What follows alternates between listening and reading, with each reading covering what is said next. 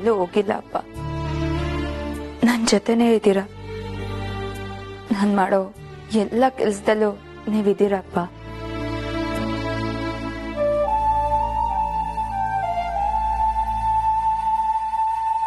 ನಂದು ಎಲ್ಲಾದ್ರೂ ಹೊರಗಡೆ ಹೊರಟ್ಯಾ? ನಂದು ಅಮ್ಮ, ಅಪ್ಪಂಗೆ ಹಾರ್ಟ್ ಅಟ್ಯಾಕ್ ಆಯ್ತು ಅಂದ್ರೆ ನಿನ್ನಿಂದ ನಂಬಕ್ ಆಗ್ತಿದ್ಯೇನಮ್ಮ?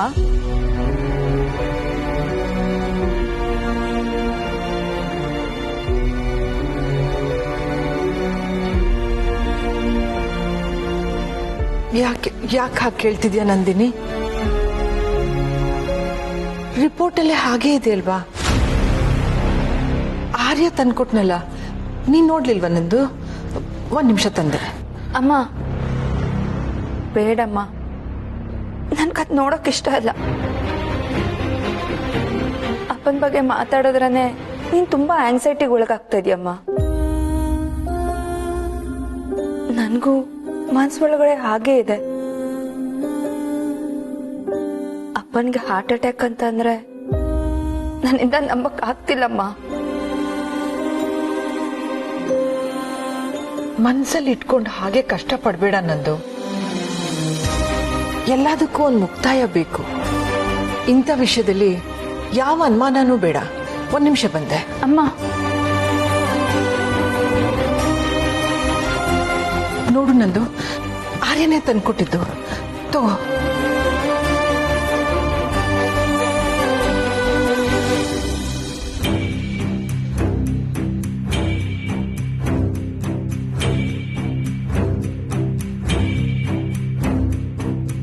ಕಾರ್ಡಿಯಾಕ್ ಅರೆಸ್ಟ್ ಅಂತಾನೆ ಬರ್ದಿದ್ಯಮ್ಮ.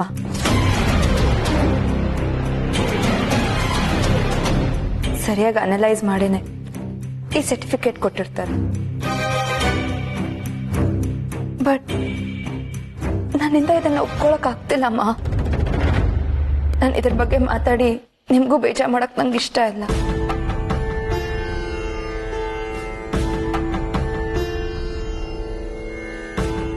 ತಗೊಳಮ್ಮ, ನಾನು ಬರ್ತೀನಿ. ಆಫೀಸ್ಗ ನಂದು?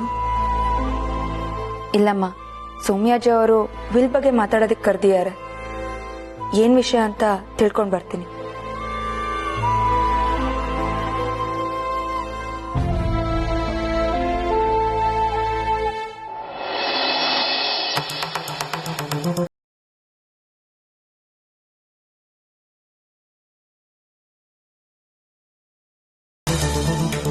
ಏನ್ ಹೇಳಿ ಸೌಮ್ಯಾಜಿ, ಫೋನ್ ಮಾಡಿ ಬರಕ್ ಹೇಳಿದ್ರಿ? ಈ ವಿಷಯನ ಹೇಗೆ ಹೇಳೋದು ಅಂತ ಆಗಿಂದ ಯೋಚನೆ ಮಾಡ್ತಾ ಇದ್ದೀನಿ ಮೇಡಮ್.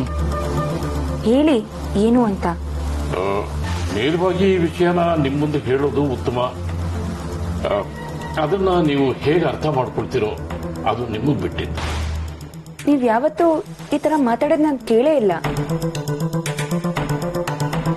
ಅಫ್ಕೋರ್ಸ್ ಅಪ್ಪನ ಸಾವು ನಮ್ಮೆಲ್ರೂ ತುಂಬಾ ಕಾಡಿಸ್ತಿದೆ. ಈ ನೋವಿಂದ ಆಚೆ ಬರೋದು ಅಷ್ಟು ಈಸಿ ಅಲ್ಲ. ಬಟ್ ಬಿಸ್ನೆಸ್ ವಿಷಯನ ನೆಗ್ಲೆಕ್ಟ್ ಮಾಡಕ್ಕಾಗಲ್ಲ ಅಲ್ವಾ? ಇಲ್ಲಿವರೆಗೂ ಬರೋದಕ್ಕೆ ಹೇಳಿದೀರಾ, ಏನಾದ್ರು ಮುಖ್ಯವಾದ ವಿಷಯನೇ ಇರ್ಬೇಕಲ್ವಾ? ಅದು ರಾಜಾ ಸಾಹೇಬರು ನನ್ನನ್ನ ಭೇಟಿಯಾಗಿದ್ದು. ಯಾವಾಗ? ಅವರು ತೀರ್ಕೊಳ್ಳೋದಕ್ಕೆ 1-2 ದಿನಗಳು ಮೊದಲು ಆತುರವಾಗಿ ಬಂದು ವಿಲ್ ರೆಡಿ ಮಾಡಬೇಕು ಅಂತ ಹೇಳಿದ್ರು. ನನಗೂ ಯಾಕೆ ಇಷ್ಟೊಂದು ಆತುರದಲ್ಲಿ ವಿಲ್ ಪೇಪರ್ನ ರೆಡಿ ಮಾಡೋಕೆ ಹೇಳ್ತಾರಲ್ಲ ಅಂತ ಸಂಶಯ ಇತ್ತು. ಆದರೆ ಸಾಹೇಬರು ಏನೇ ಮಾಡಿದ್ರು ಏನೇ ಹೇಳಿದ್ರು ಅದಕ್ಕೊಂದು ಕಾರಣ ಇದ್ದೇ ಇರುತ್ತೆ. ಆಮೇಲೆ ಸಾಹೇಬರಿಗೆ ಮೊದಲೇ ಹೀಗಾಗುತ್ತೆ ಅಂತ ಗೊತ್ತಿತ್ತೋ ಏನೋ, ಅದಕ್ಕೆ ಆತಾತ್ರವಾಗಿ ಈ ವಿಲ್ಲನ್ನ ರೆಡಿ ಮಾಡೋದಕ್ಕೆ ಹೇಳಿದ್ರ ಅಂತ ಅನುಮಾನ ನನಗೆ ಕಾಡ್ತಾ ಇದೆ ಮೇಡಮ್. ಇಷ್ಟ ದಿನ ಸುಮ್ಮನಿದ್ದು ಈಗ ಅರ್ಜೆಂಟ್ ನಲ್ಲಿ ವಿಲ್ ಬದಲಾಯಿಸೋ ನಿರ್ಧಾರ ಮಾಡಿದ್ದಾರೆ ಅಂತಂದ್ರೆ ಖಂಡಿತ ಅವ್ರ ಮನಸ್ಸಿನಲ್ಲಿ ಏನೋ ಯೋಚನೆ ಬಂದಿರಬೇಕು. ಆದರೆ ಇದ್ರ ಬಗ್ಗೆ ಅಪ್ಪ ನನ್ನ ಹತ್ರ ಮಾತಾಡೇ ಇಲ್ಲ. ಇಫ್ ಯು ಡೋಂಟ್ ಮೈಂಡ್, ವಿಲ್ನಲ್ಲಿ ಏನಂತ ಬದಲಾವಣೆ ಮಾಡಿದ್ರು? ಒಂದು ಪಾಲು ಶಾರದಾ ದೇವಿಯವ್ರದ್ದು, ಇನ್ನು ಅರ್ಧದಲ್ಲಿ ಅರ್ಧ ನಿಮಗೂ ನೀವು ಮದುವೆ ಆಗೋವರೆಗೂ ಅಂತ ಅದರಲ್ಲಿ ಬರೆದಿತ್ತು. ಇನ್ನು ಉಳಿದ ಅರ್ಧ ಹರ್ಷ ಅವರಿಗೆ. ಅದು ಮೊದಲು ಬರೆದಂತ ವಿಲ್ಲು. ಈಗ ಹೊಸದಾಗಿ ಮಾಡಿರೋ ವಿಲ್ಲು ಪೂರ್ತಿ ಆಸ್ತಿ ನಿಮ್ಮ ಹೆಸರಿಗೆ ಬರಿಬೇಕು ಅಂತ ಮಾಡಿದ್ದಾರೆ.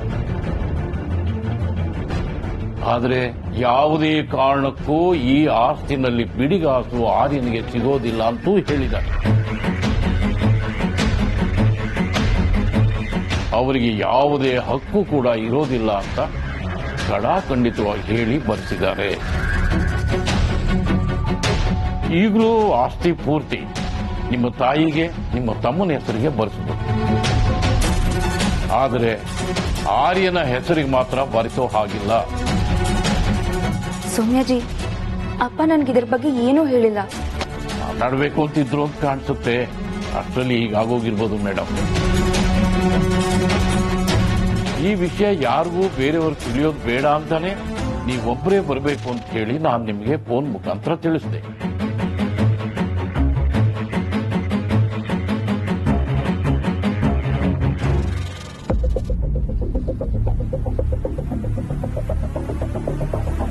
ನಂದಿನಿ ಅವರೇ,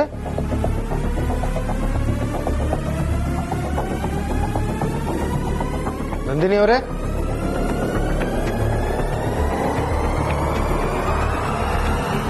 ನಂದಿನಿ ಅವರೇ,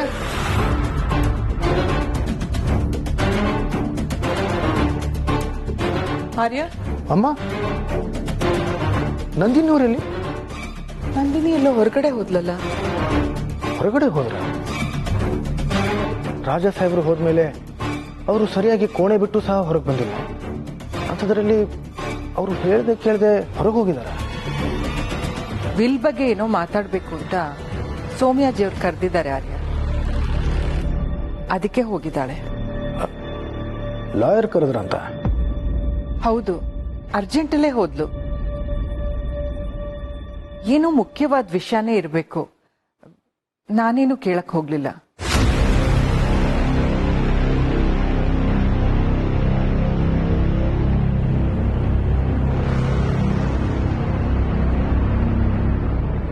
ಈಗ ಅವ್ರಿಲ್ವಲ್ಲ,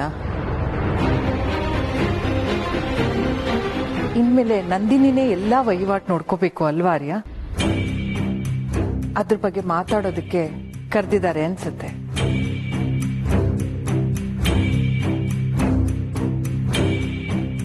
ಇದರಲ್ಲಿ ನನ್ಗೇನ್ ಸಮಾಧಾನ ಅಂದ್ರೆ ನಂದಿನಿ ಜೊತೆ ನೀನಿರ್ತೀಯ. ನನ್ನ ಗಂಡನ ಬಗ್ಗೆ ನನಗೆ ಚೆನ್ನಾಗಿ ಗೊತ್ತು. ಎಲ್ಲ ಜವಾಬ್ದಾರಿನೂ ನಂದಿನಿಗೆ ವಹಿಸಿರ್ತಾರೆ. ಅವಳಿಗೆ ನಿನ್ ಸಹಕಾರ ಬೇಕು ಆರ್ಯ. ಯಾವಾಗ್ಲೂ ಅವಳಿಗೆ ನೆರವಾಗಿ ನಿಲ್ತೀಯ ಅಲ್ವಾ? ಏನಮ್ಮ, ಇದನ್ನ ನೀವು ಕೇಳಬೇಕಾ ಹೇಳಿ? ಖಂಡಿತ ಅಮ್ಮ, ಅದು ನನ್ನ ಕರ್ತವ್ಯ. ಅದರ ಬಗ್ಗೆ ನಿಮ್ಗೆ ಸಂಶಯನೇ ಬೇಡ.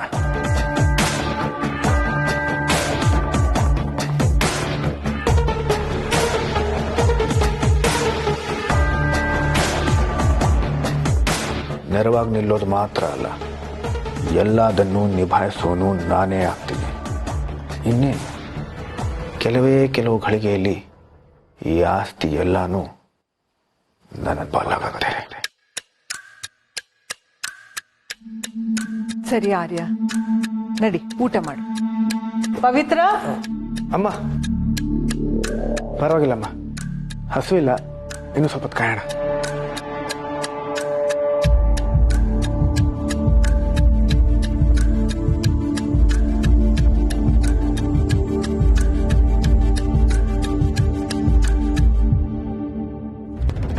ನೀವ್ ಹೇಳ್ದಾಗೆ ಅಪ್ಪ ಕಾರಣ ಇಲ್ದೆ ಈ ತರ ಮಾಡಿರಲ್ಲ. ಆದ್ರೆ ಆ ಕಾರಣ ಏನು ಅಂತ ಗೊತ್ತಿಲ್ಲದೆ ಇರೋದ್ರಿಂದ ಅವ್ರು ಮಾಡಿರೋದ್ನ ನಂಗೆ ಪ್ರಶ್ನೆ ಮಾಡಕ್ ನಂಗೆ ಇಷ್ಟ ಇಲ್ಲ ಸೌಮ್ಯಾಜಿ ಅವರೇ. ಹಾಗೆ ನಾನ್ ನಿರ್ಧಾರ ತಗೊಳ್ಳೋ ಸ್ವಾತಂತ್ರ್ಯನೂ ನಾನ್ ಬಿಟ್ಕೊಡಲ್ಲ. ಅಪ್ಪ ಯಾವಾಗ್ಲೂ ನನ್ಗೆ ಆ ಸ್ವಾತಂತ್ರ್ಯ ಕೊಟ್ಟಿದ್ರು. ನನ್ನ ನಿರ್ಧಾರನ ನಾನೇ ತಗೊಳ್ಳೋಂತ ಸ್ವಾತಂತ್ರ್ಯ. ಸೊ ನನ್ನ ನಿರ್ಧಾರನೂ ಕೇಳ್ತೀರಲ್ವಾ?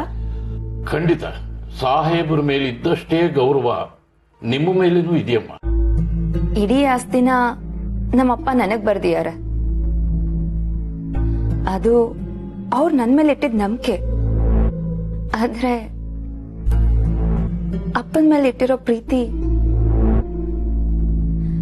ಅವ್ರಿಗೂ ಪೂರ್ತಿಯಾಗಿ ಗೊತ್ತಿಲ್ಲ. ಅವರೇ ನನ್ನ ಪಾಲಿಗಿಲ್ಲ ಅಂದ್ಮೇಲೆ ಈ ಇಷ್ಟು ಆಸ್ತಿಗೆ ಬೆಲೆ ಏನಿದೆ ಹೇಳಿ?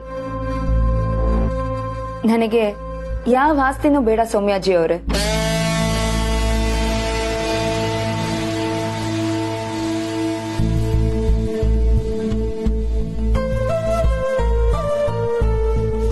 ಆರ್ಯನ ಹೆಸರಿಗೆ ಬಿಟ್ಟು ಇನ್ ಯಾರಿಗೆ ಬೇಕಾದ್ರೂ ನನ್ನ ಆಸ್ತಿ ವರ್ಗಾಯಿಸೋ ಸ್ವಾತಂತ್ರ್ಯ ನಂಗಿದ್ಯಲ್ವಾ?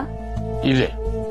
ಹಾಗಿದ್ರೆ ನನ್ನ ಎಲ್ಲ ಆಸ್ತಿನೂ ನಮ್ಮಮ್ಮ ಮತ್ತೆ ನನ್ನ ತಮ್ಮ ಹರ್ಷಂಗೆ ಸಮಪಾಲ್ ಮಾಡ್ಬಿಡು.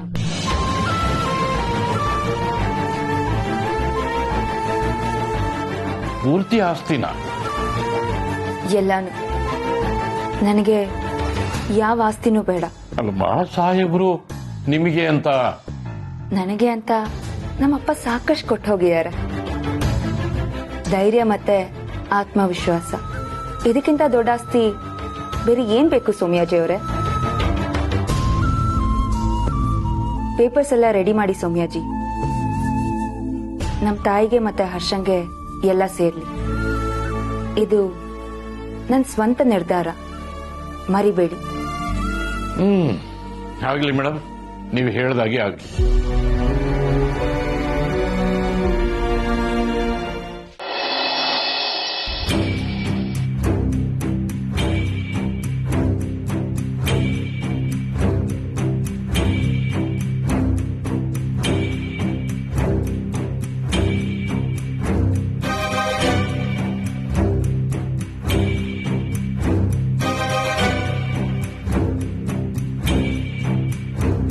ಆರ್ಯ, ಅವಳು ಬರೋದು ಎಷ್ಟೊತ್ತಾಗುತ್ತೋ ಏನೋ.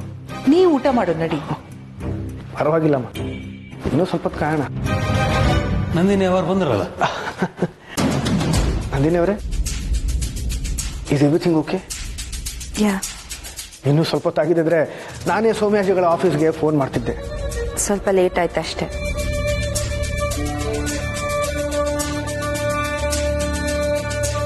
You are fine right? ನಂದು ನಿನ್ಗೋಸ್ಕರ ಆರ್ಯ ಊಟ ಮಾಡದೆ ಕಾಯ್ತಿದ್ದಾರೆ. ನಡೀರಿ ಊಟ ಮಾಡೋಣ. ಇರಲಿ ಅಮ್ಮ. ನಂದಿನಿ ಅವರೇ, ಲಾಯರ್ ಆಫೀಸಲ್ಲಿ ನೀವು ಅನ್ಕೊಂಡಿರೋ ಹಾಗೆ ಎಲ್ಲ ಕೆಲಸಗಳು ಆದ್ವಲ್ಲ?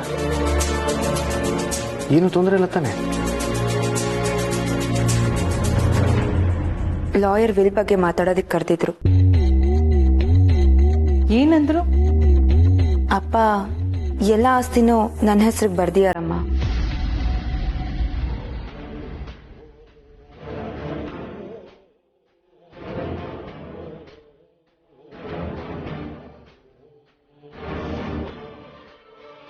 ನನಗೆ ಗೊತ್ತಿತ್ತು. ಈಗಷ್ಟೇ ಆರ್ಯನ್ಗೆ ನಾನು ಹೇಳಿದೆ.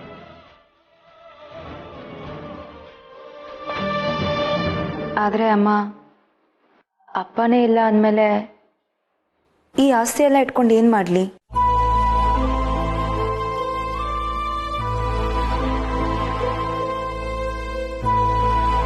ಹಾಗೆ ಹೇಳ್ಬಾರ್ದು ನಂದು. ಅಪ್ಪ ಇಲ್ಲ ಅಂತ ಯಾಕೆ ಅನ್ಕೋತೀಯ? ನಿನಗೆ ವಹಿಸಿರೋ ಜವಾಬ್ದಾರಿಲಿ ಅವ್ರಿದ್ದಾರೆ ಅನ್ಕೋ. ಹೌದು ನಂದಿನಿ ಅವರೇ, ಅವ್ರು ಯಾವಾಗಲೂ ನಿಮ್ಮ ಜೊತೆಲೇ ಇರ್ತಾರೆ. ಇಲ್ಲ, ನನ್ನ ಮನ್ಸು ಒಪ್ತಿಲ್ಲ. ಬೇರೆ ಯಾವ ವಿಷಯನೂ ನನ್ನ ತಲೆನಲ್ಲಿ ಓಡ್ತಿಲ್ಲ.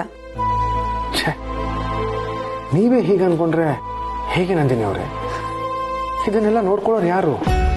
This entire empire needs you Nandini ಅವರೇ. ಐ ನೋ, ಅಂಡ್ ಅಫ್ಕೋರ್ಸ್ ನಾನು ಇದನ್ನೆಲ್ಲ ಬಿಟ್ಟು ಎಲ್ಲೂ ಹೋಗ್ತಿಲ್ಲ. ಆದರೆ ನನಗೆ ಯಜಮಾನಿಕೆ ಬೇಡ ಅಷ್ಟೇ. ಬೇಡ ಅಂದ್ರೆ ಹೇಗೆ ನಂದು? ಅಮ್ಮ, ಎಲ್ಲಾನು ನಿಮ್ಮ ಹೆಸರಿಗೆ ಮತ್ತೆ ಅರ್ಶನ್ ಹೆಸರಿಗೆ ಮಾಡೋದಕ್ಕೆ ಹೇಳಿದ್ದೀನಮ್ಮ.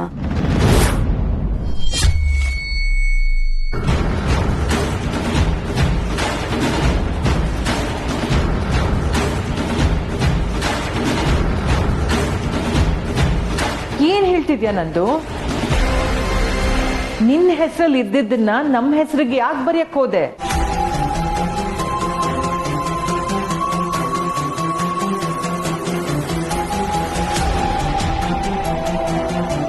ಅಮ್ಮ, ನನ್ಗೋಸ್ಕರ ನನ್ನ ಆರ್ಯ ಇದ್ದಾನೆ, ಅಷ್ಟೇ ಸಾಕು.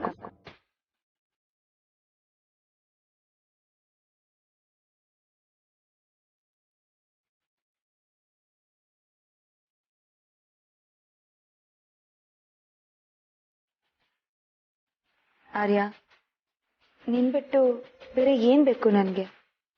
ನೀನ್ ನನ್ ಜೊತೆ ಇರ್ತೀಯಲ್ವಾ? ಇದೇನು ಕೇಳ್ತಿದ್ದೀರಾ? ನಾನು ಯಾವಾಗಲೂ ನಿಮ್ಮ ಜೊತೆಲೇ ಇರ್ತೀನಿ. ಅಷ್ಟ್ ಸಾಕು. ಇದ್ರ ಬಗ್ಗೆ ಬೇರೆ ಮಾತು ಬೇಡ. I am fine like this.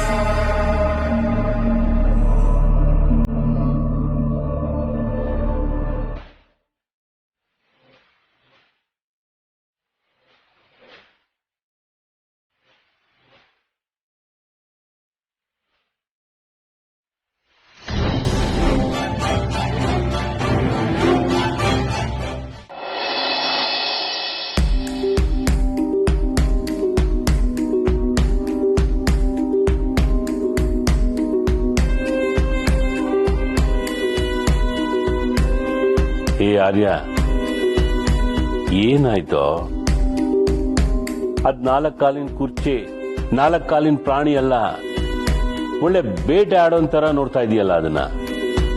ಅಂಗೈಲಿದೆ, ಆದ್ರೆ ಅನುಭವಿಸೋಕಾಗ್ತಿಲ್ಲ ಅಂತ ಹೇಳಿದ್ನಲ್ಲ. ಈಗ ಅಂಗೈಯಿಂದಾನೆ ತಪ್ಪೋಯ್ತು ಕೇಶ. ಇನ್ನೇನ್ ಸಿಗ್ಬೇಕು ಅನ್ನೋದನ್ನ ಎಷ್ಟು ಸುಲಭವಾಗಿ ತಪ್ಪಿಸ್ಬಿಟ್ರು ನಂದಿನಿ ಅವರು. ಅವ್ರ ಪಾಲಿಗೆ ನಾನಿದ್ದೀರಂತೆ. ಅವ್ರಿಗೆ ಆಸ್ತಿ ಬೇಡವಂತೆ. ಆಸ್ತಿ ಬೇಡವಂತೆ ಕೇಶ. ಈ ದುಡ್ಡಿರೋರ ಆಟಗಳು ಇಂಥವೇ. ಯಾವತ್ತು ಹಚ್ಕೊಂಡೇ ಇರ್ಲಿಲ್ವಲ್ಲ, ಅದಕ್ಕೆ ಇಂಥ ಮಾತುಗಳು ಬರೋದು. ಆಸ್ತಿ ಬೇಡ, ದುಡ್ಡು ಬೇಡ.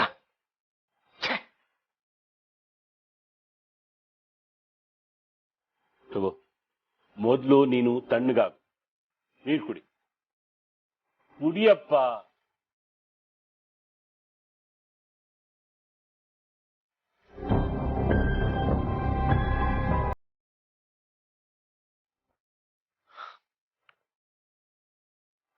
ಸಾಲಲ್ಲ ಕಣು. ಕಾವೇರಿ ತಾಯಿಯ ಮೈ ಮೇಲೆ ಹರಿದ್ರು ಕಾವು ಹಾರಲ್ಲ. ಕೂಲಾಗು ಆರ್ಯ, ಕೂಲಾಗು. ಇಲ್ಲಿವರೆಗೂ ಬಂದಿದ್ಯಾ, ಇಷ್ಟೆಲ್ಲ ಮಾಡಿದ್ಯಾ. ಇಲ್ಲಿಂದ ಕುರ್ಚಿ ತನಕ ಹೋಗಿ ಕೂತ್ಕೊಳ್ಳೋದು ನಿನಗೆ ಮಹಾ ದೊಡ್ಡ ವಿಷಯನ? ನಾನು ಸಮಾಧಾನವಾಗಿದ್ದೀನಿ. ನನ್ನ ಸಮಾಧಾನದ ಮಿತಿ ಇಷ್ಟೇ. ನಾನೇನ್ ದಡ್ಡ ಅಲ್ಲ ಕೇಶ. ಕೈಗೆ ಬಂದಿದ್ದನ್ನ ಕೈ ಚೆಲ್ಲಿ ಕೂರೋಕೆ ನಾನೇನ್ ಮುಟ್ಟಾಳನ? ಕನ್ನಡಿ ಒಳಗೆ ಗಂಟು ಸಮೀಪದಲ್ಲೇ ಕಾಣ್ತಿದೆ ಅಂತ ಕನ್ನಡಿ ಒಳಗೆ ಕೈ ಹಾಕೋಕಾಗತ್ತ? ಹಾಕಿದ್ರೆ ಏನಾಗತ್ತೆ ಹೇಳು? ನಾನೇನ್ ಮೂರ್ಖ ಅಲ್ಲ ಕೇಶ. ನಾನು ಸುಮ್ಮನೆ ಕೂರೋ ವ್ಯಕ್ತಿ ಅಲ್ಲ. ಎಲ್ಲಾನು ಪಡ್ಕೊಳ್ಳೋವರೆಗೂ ಐ ಜಸ್ಟ್ ಕಾಂಟ್ ರೆಸ್ಟ್. ಇಲ್ಲಿ ನೋಡು ಕೇಶ, ಇದು ನನ್ನ ಗುರಿ. ಅಂತರ ನೋಡು, ಬಹಳ ಕಡಿಮೆ ಇದೆ. ಆದ್ರೆ ಇಲ್ಲಿಂದ ಇಲ್ಲಿವರೆಗೂ ಹೋಗೋಕೆ ಪ್ರಯಾಣ, ಪರಿಶ್ರಮ ಏನ್ ಬೇಕಲ್ಲ, ಅದು ಬಹಳ ದೊಡ್ಡ ಕೇಶ. ನಾನು ಹಾಗೆಲ್ಲ ರಾಜನಂದಿನಿ ಅವರನ್ನ ತ್ಯಾಗಮಯಿ ಆಗೋದಕ್ಕೆ ಬಿಡಲ್ಲ ಕೇಶ. ಇದಕ್ಕೊಂದು ದಾರಿ ಕಂಡ್ಕೊಳ್ಳೇಬೇಕು.